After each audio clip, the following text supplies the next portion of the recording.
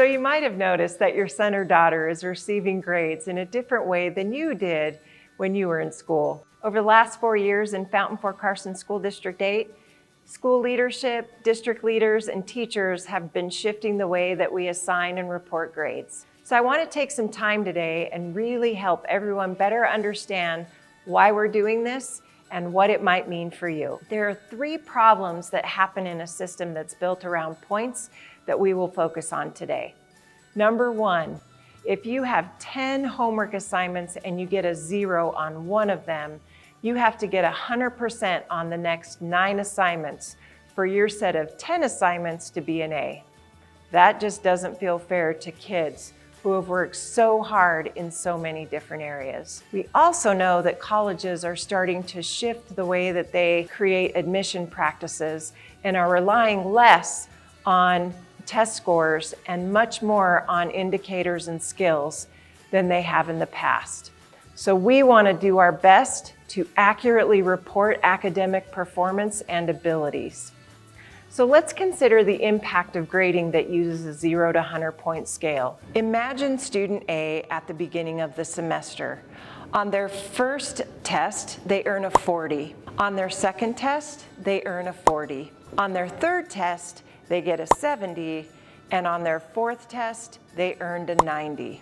So what we notice here is how much this student grew over the course of the semester. Now let's imagine student B in the same class. At the beginning of the semester, student B scored a 90% on their first test.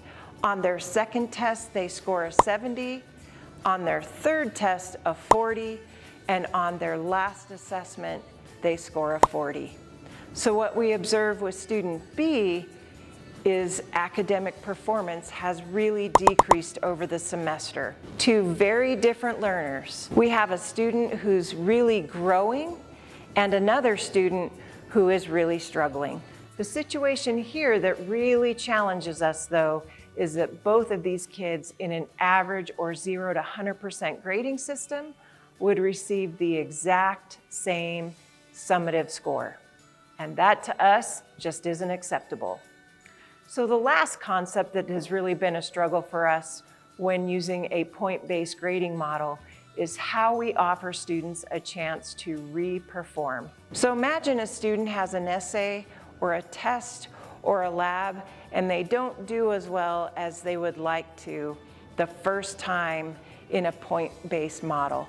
That student would have to re-perform every single assignment. We think that in a model that's built around learning, I can give you an assessment in September, maybe in October, November, or December on the same standards and targets, giving the student another chance to re-perform on the identified aspects that they've been struggling to learn. It isn't just a retake to accumulate more points, but instead it's a chance for a teacher to determine how well the student has mastered the standard.